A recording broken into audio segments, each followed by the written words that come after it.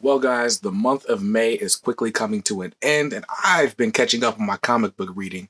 So I want to tell you my favorite ongoing series that I've read in the month of May.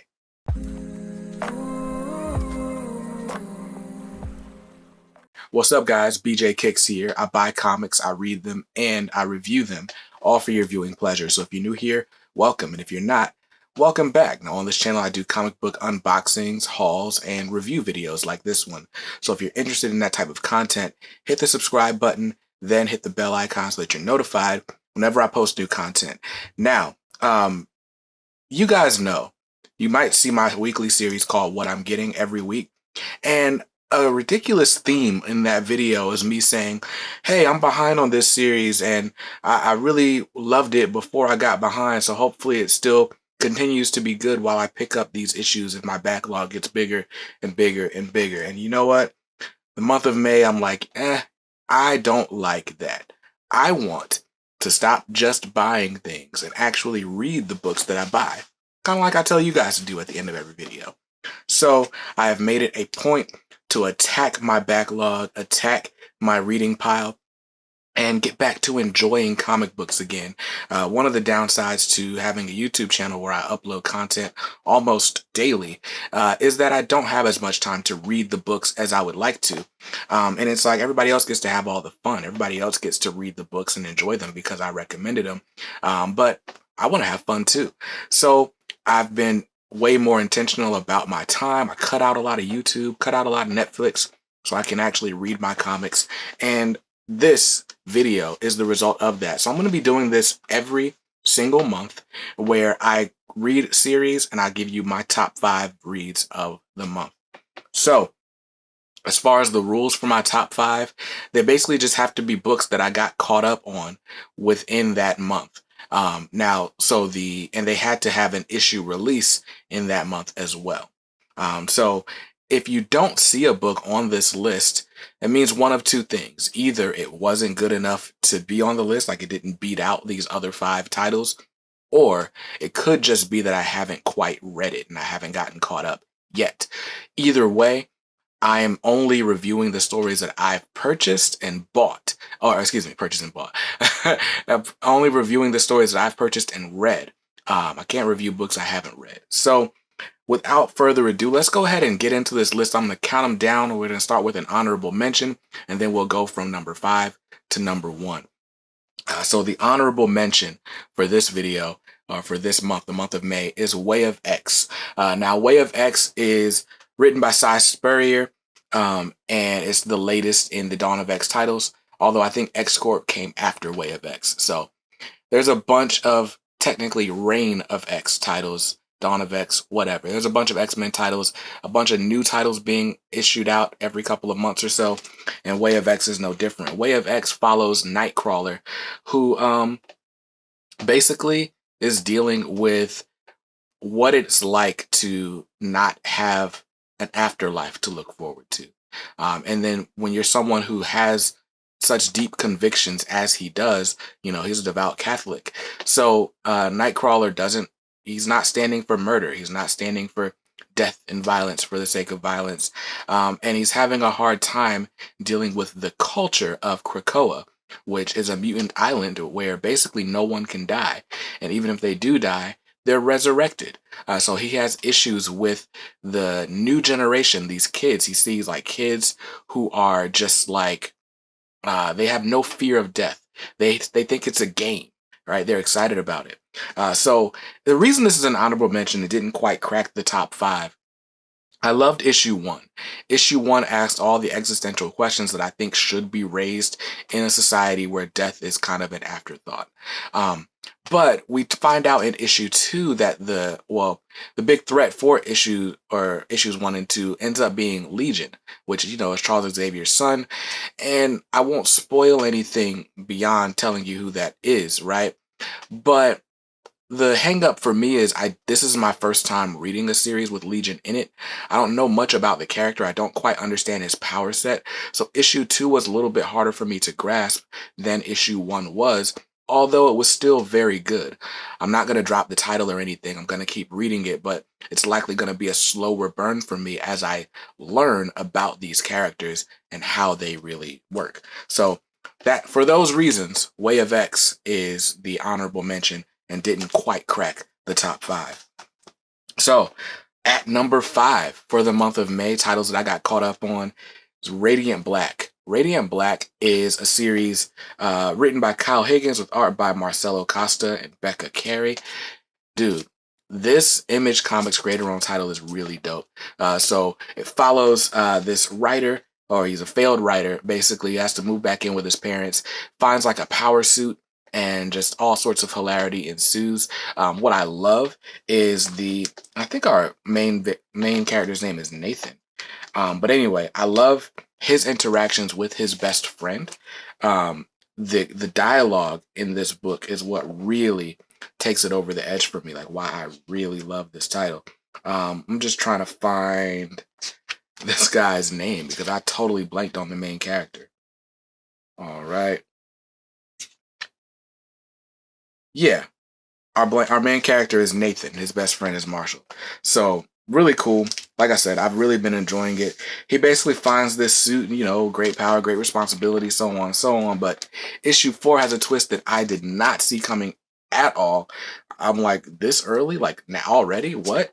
So this book is dope. The dialogue is what really sells it for me, but the story is really good too. The next up, number 4 on my favorite reads of the month of May, is actually kind of a two-way tie, but it's Superman and Action Comics. So Superman right now is being written by Philip Kennedy Johnson, and so is Action Comics.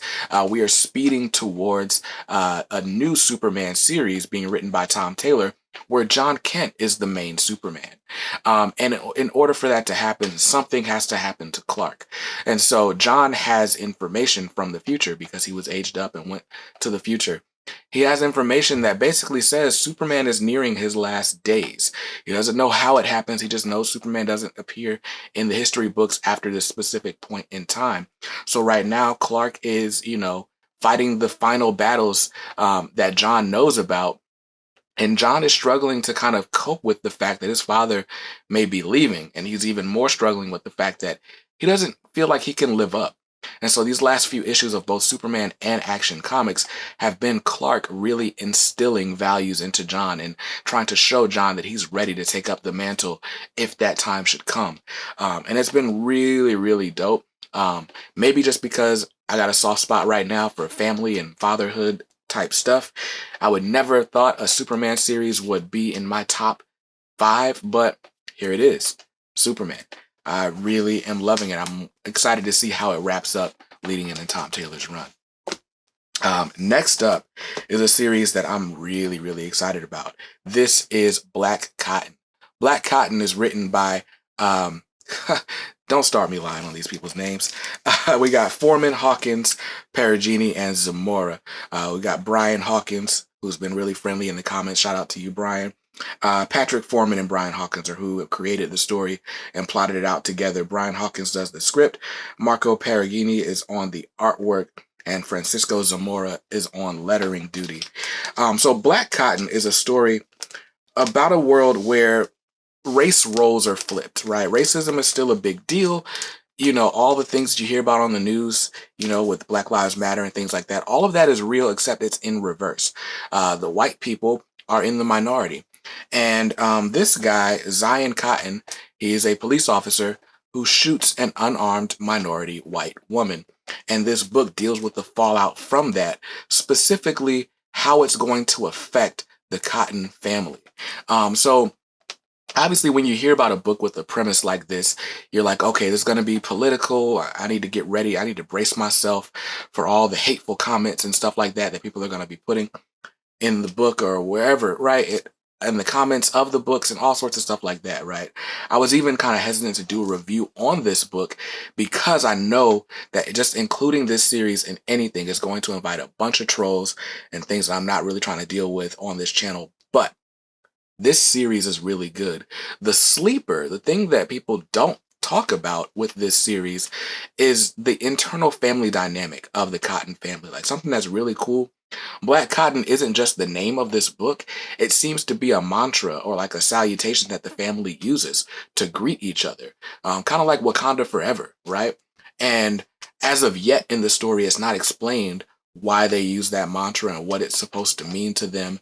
But the Cottons are not just a black family, but they're a very wealthy and well-to-do black family. And so this doesn't just deal with issues of race, it deals with issues of class, socioeconomic status, and what it means when, the regular common man fights against the 1%. Um, there are a lot of layers in this book, but I'm really excited to see how it unfolds, how the Cotton family deals with this, what this means for Zion, his father, his sister, his mom.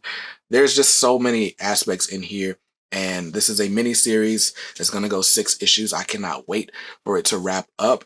And I've got something really special planned for when the series does wrap. But that's Black Cotton, and that's taken the number 3 spot on my favorite reads list of May.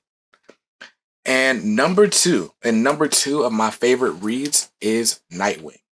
Nightwing has just been a really, really refreshing title. I'm a huge Batman fan. Like, there's no one who loves Batman more than me. Maybe there is, but I've not met them yet. But with Batman, is dark. He's brooding. The whole Batman title right now just has a darker tone with Tynan taking over. He's giving it like a horror aspect. Scarecrow's the big bad right now. Like, there's a lot of things happening that kind of just give Batman a darker tone. And sometimes you're not in a dark mood. Well, enter Nightwing. My bad, guys. The camera cut off. So Nightwing, this is issue 80, but I've only read issue 78 and 79. I'm going to read this one as soon as as soon as I finish recording this video. But basically in Nightwing, what we've got going on is Dick Grayson finally knows who he is. He's finally Dick Grayson again. And he's kind of facing not really an existential crisis, but he's like, okay, who am I? What can I do? How can I support Bloodhaven? Who do I choose to be at this point? Right? For someone who's had all his memories stolen and has been manipulated, he wants to define who he is for himself, which is a hallmark of the Nightwing character. And in this, he discovers that he's been left billions of dollars by Alfred when Alfred passed away.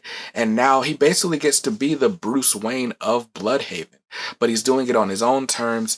What I love about this book is just how pure and fun it is. Like, this book represents the best of Dick Grayson.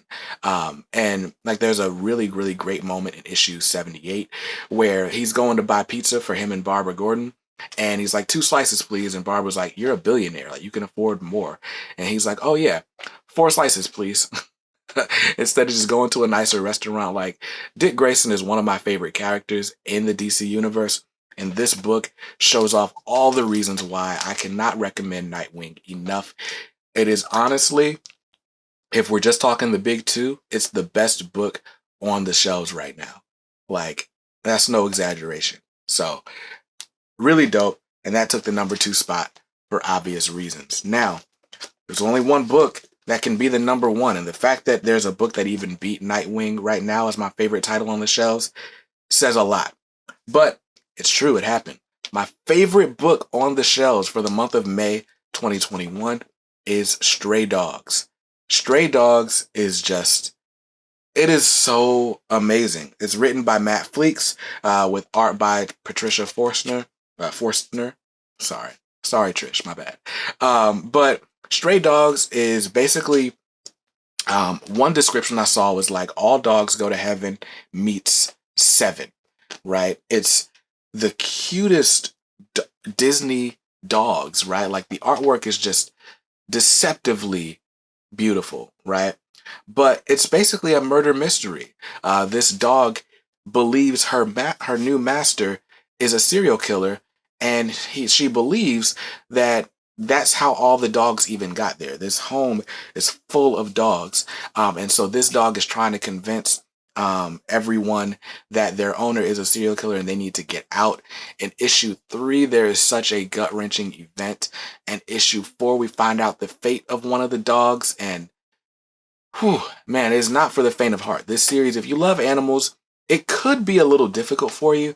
I'm not someone I do have a pet cat, but like animals don't make me like super emotional, but this story is gripping. Like you just care about the characters because they're characters.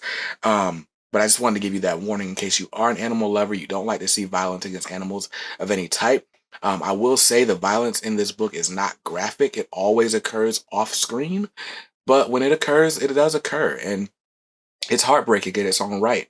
But what I love about this series is that it is so suspenseful, so thrilling. Every time you get onto a new page, you have no idea what's going to happen. And you're rooting for these dogs the entire time. And the tension never lets up. Like it's like tension, tension, tension, shock. Tension, tension, tension, shock. It's never tension, tension, letdown. And for that reason, this is my favorite book on the shelves right now.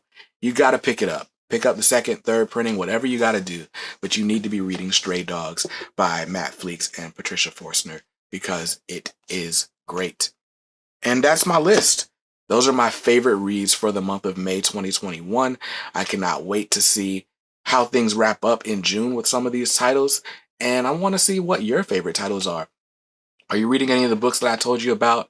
Um, do they rank higher or lower on your list? What are your favorite books? Just let me know in the comments below. If you want to talk comics with me all the time, then you need to join the K Squad. It's my private community of comic book lovers where we post our hauls, we post reviews, we post recommendations and reading lists and all sorts of things because we love comics. And you're also eligible for exclusive giveaways every single month when you join as well. So really, really fun stuff going on in the K Squad, and you can join just by going to bjkicks.link/K Squad. You'll find the link in the description below. And while you're looking in the description, check out some of our channel sponsors. You'll get really good discounts on collected editions and mystery boxes, and even really cool geek items, including toys, statues, and posters from Zavi. So all of that is in the description below. I hope you saw something you liked in this video, and if not, hey, that's cool. You can always buy what you like. Make sure you read what you buy and be nice to others because kindness makes the world go round.